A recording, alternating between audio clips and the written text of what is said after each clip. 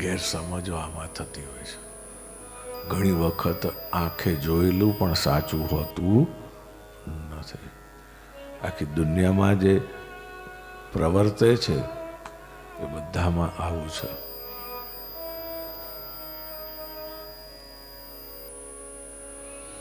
અપેક્ષા અને અપેક્ષા આધારિત અર્થઘટન, એક્સપેક્ટેશન અને એક્સપેક્ટેશન બેઝડ ઇન્ટરપ્રિટેશન.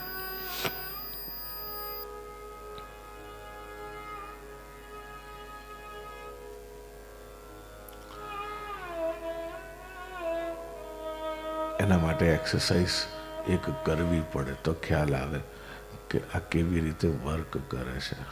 જનરલી કરતા આવતા હોઈએ છે, છાપું મંગાવીએ, અહીંયા બધું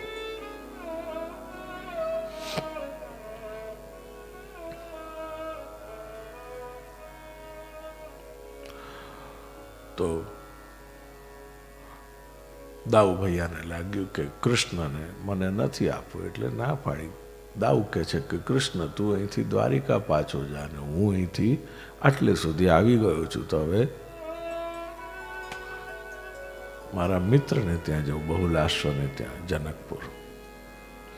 ઘણા વખતથી મને બોલાવે છે, કહે છે, પણ મારાથી જવાતું નથી. આટલે સુધી આવ્યો છું, જઈ આવું.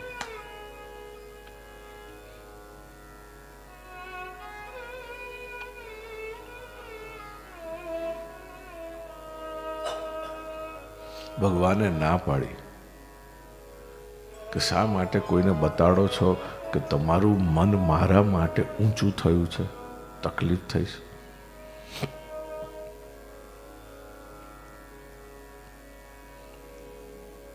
નવ વસ્તુ કહે છે કે બને ત્યાં સુધી કોઈને કહેવી નહીં.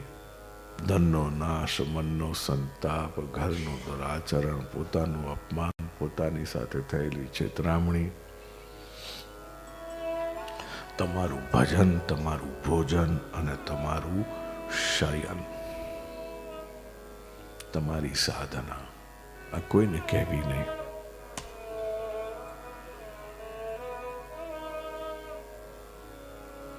કાલ પેલી છોકરી પૂછતી હતી કે કેમ આમ ઢાંકેલું રાખવાનું. ખાઈએ કોઈને બતાડીને ખવાય નહીં, નહીંતર નજર લાગી જાય. પહેલાના જમાનામાં લોકો રસોઈ બનાવતા તો રસોઈ બનાવીને પછી શું કરે, ઢાંકી દેતા. કેમ?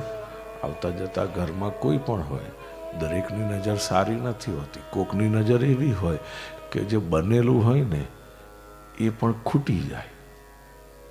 ભલે માપમાં બની હોય તોય ખૂટે. અને ઘણાની નજર એવી હોય કે ખૂટે જ નહીં. ઘણાની નજર એવી હોય કે એનાથી એ વસ્તુ બગડી જાય, માણસ બીમાર પડે. ઘણાની નજર એવી હોય કે જેનાથી અમૃત થઈ જાય. એટલે કહ્યું કે ઢાંકેલું રાખો. એમાં નાનું બાળક છે ને ખાસ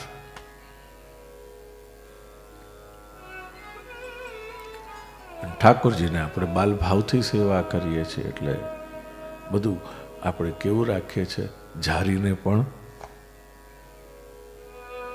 વસ્ત્ર રાખીએ છીએ. નાનું બાળક હોય તેની બોટલ હોય તો બોટલને પણ લોકો શું કરે છે, પેલા કેસમાં રાખે. દેખાય નહીં બોટલમાં છે કેટલું છે, ને પેલા કેટલું પીધું કે ના પીધું, એ શું કોઈને જાણીને કામ છે.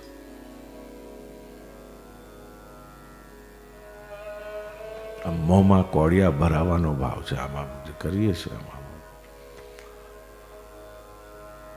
રમાડતા રમાડતા એની સાથે ગમ્મત કરતા, ખેલ કરતા મોંમાં કોળિયા ભરાવાનો ભાવ છે.